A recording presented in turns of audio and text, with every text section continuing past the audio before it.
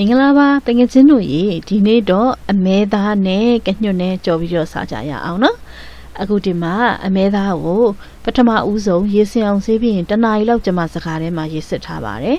ပြီးပြီဆိုလို့ရှိရင်တော့ဒါကိုကျမအရာသားတွေကိုလည်းမနေသေးဘူးအိုးထဲမှာစီလဲလုံးဝမထည့်သေးဘူးမထည့်ဘဲနဲ့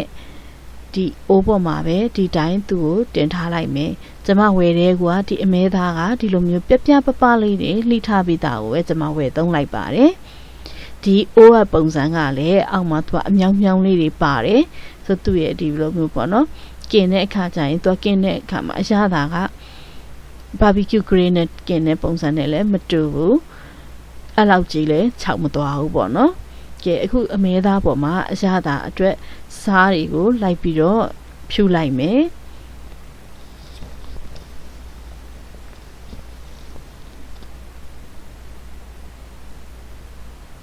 ပြီးပြီဆိုလို့ရှိရင်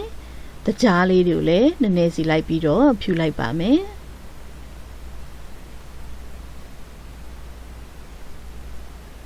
ကဲအခုလိုမျိုးစားဟောတကြားဟောအသားအပြားလေးတွေပေါ်မှာနှံ့စအောင်လိုက်ဖြူပြီးပြီဆိုလို့ရှိရင်တော့သူ့ကိုဒီတိုင်းပဲခဏပြစ်တင်ထားလိုက်ပါမယ်နော်မဲသားကအရောင်ကောင်းမပြောင်းသေးဘူးဆိုတော့ဒီတိုင်းပဲခဏပြစ်တင်ထားမယ်စီထည့်စရာမလိုပါဘူးနော်ပြီးပြီဆိုလို့ရှိရင်တော့ဒီကညွတ်ကလေးတွေကိုကျွန်မတတ်ဆင်ပြပေးပါမယ်အရင်ဦးဆုံးကျွန်မအချောင်းလိုက်มาတဲ့ကွာရေးစင်အောင်ဆေးလိုက်တယ်ပြီးပြီဆိုလို့ရှိရင်တော့ဒီဟာကဗမာပြည်ကညွတ်နေတော့တော်တော်လေးကိုကွဲပြားတယ်ဗမာပြည်ကညွတ်ကိုတော့ကျွန်မပို့ပြီးတော့ကြိုက်တယ်သူကဘေးမှာပါတဲ့စူးတွေကဒီဟာကညွတ်ကကြတော့ဘာမှစူးမရှိဘူးအဖက်ကလေးတွေပဲဖြစ်နေပြီးတော့သူကဘလို့မှအမိုက်ရှုပ်တယ်လို့လည်းမဖြစ်ဘူးဆိုတော့ဒီအတိုင်းပဲအတုံးလေးတွေတုံးလိုက်ရုံပဲအရန်လည်းနှုတ်တယ်ဗမာပြည်ဟာကိုတော့ပိုကြိုက်တယ်ခါတက်တက်ကလေးနဲ့ပြီးတော့ဘေးကစူးလေးတွေကိုဖဲရတယ်အဲ့ဒါကိုတော့ပိုကြိုက်တယ်နော်ဒီကောင်ကကြတော့အရသာပေါ့တယ်ဒါပေမဲ့စားလို့အရန်ကောင်းတယ်ပြီးတော့နှုတ်လည်းနှုတ်ပါတယ်ဆိုတော့ဒီတိုင်းပဲအလွယ်တကူနှွင်လိုက်ရုံပဲအောက်ပိုင်းရောက်သွားပြီဆိုတော့မှပေါ့နော်ရင်တဲ့အပိုင်းလေးနည်းနည်းလေးကိုဖယ်ထုတ်လိုက်မယ်ပြီးပြီဆိုရင်နည်းနည်းအတုံးကြီးနေတဲ့ထင်တဲ့ဥစ္စာလေးဆိုရင်အလဲကနေပြီးတော့ခြံလိုက်မယ်ဗမာပြည်ကညွတ်ဆိုရင်တော့နည်းနည်းလေးထုပြီးတော့မှကြော်ရတယ်နော်အဲ့ဒါပို့ပြီးစားကောင်းတယ်ခတ်တက်တက်အရသာလေးနဲ့ကဲအခုလိုမျိုးအကုန်လုံးကိုတတ်ဆင်သွားပြီဆိုလို့ရှိရင်ဒါရေရလဲစစ်ထားပြီနော်ဆိုတော့ဒီမှာအမဲသားကိုပြန်ပြီးတော့ကြည့်ရအောင်တစ်ဖက်ကအယောင်လေးပြောင်းသွားပြီဆိုတော့တစ်ဖက်တစ်ချက်ကိုပြန်ပြီးတော့လှန်ပေးလိုက်ရုံပါပဲ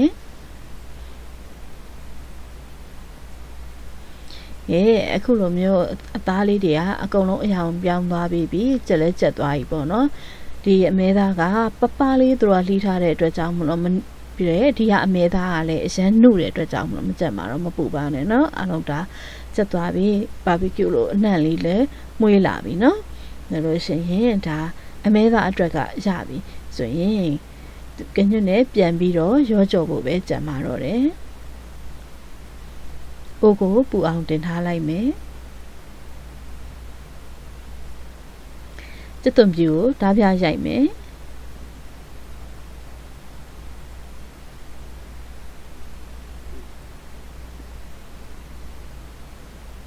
ပြီးပြီဆိုလို့ရှိရင်တော့တင်ထားတဲ့အိုးကပူနေပြီနော်ပူနာတဲ့အိုးကပူနေပြီဆိုရင်ဒီမှာကျက်သွန်ပြူလေးကဓာပြရိုက်အတိုင်းပဲထည့်လဲရတယ်ဒီလိုမျိုးပြန်ပြီးတော့နှုတ်ဆင်းလဲရတယ်နော်အခုစီကိုစပြီးတော့တည်လိုက်ပါမယ်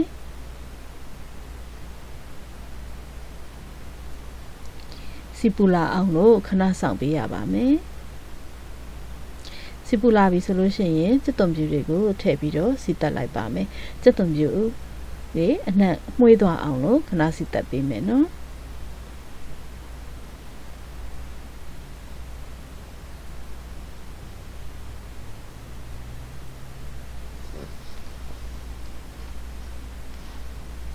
ကျက်သွန်ပြူကောင်းကောင်းမှွေးလာပြီဆိုလို့ရှိရင်တော့ကညစ်တွေကိုထည့်လိုက်ရုံပါပဲ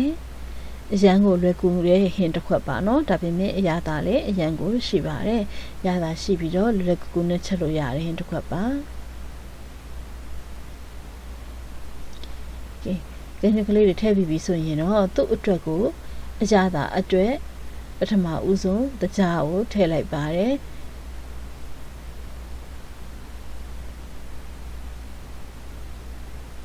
ပြီးပြီဆိုလို့ရှိရင်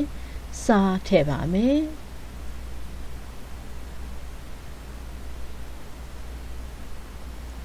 ပြီးပြီဆိုရင်တော့ကျမတို့မှုန့်နဲ့တုံးပါတယ်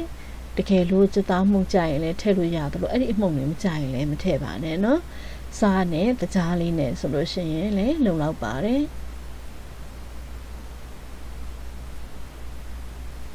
ကဲအခုလိုမျိုးခက်စိမ့်စိမ့်လေးပဲသူကကြော်မယ်เนาะဘာဖြစ်လို့ဆိုတော့သူကအရန်ကိုနှုတ်တယ်ဆိုတော့အကြာကြီးထည့်ပြီးတော့ကြော်နေစရာမလိုဘူးသူကကြကြော်ရင်စားလို့မကောင်းဘူးသူခက်စိမ့်စိမ့်လေးကြော်တာပို့ပြီးတော့အရသာရှိပါတယ်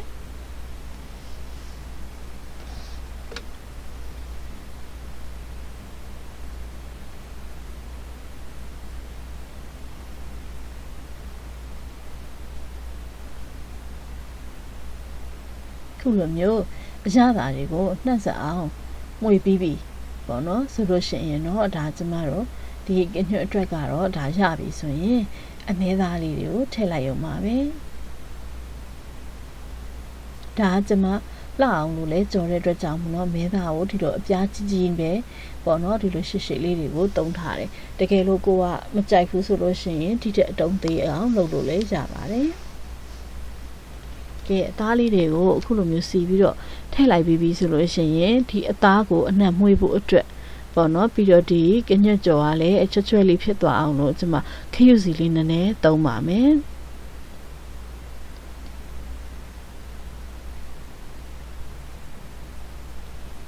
အခုအရသာတွေကလည်းထည့်ပြီးပြီကညွတ်ကလည်းကျက်သွားပြီမဲသားကလည်းကျက်နေပြီသားဆိုတော့ဒီလိုမျိုးနှမ်းစာအောင်မွေးပြီးပြီဆိုရင်အရသာရှိတယ်ဟင်းတစ်ခွက်ကိုရရှိပါပြီရှင်အိမ်သားတွေကို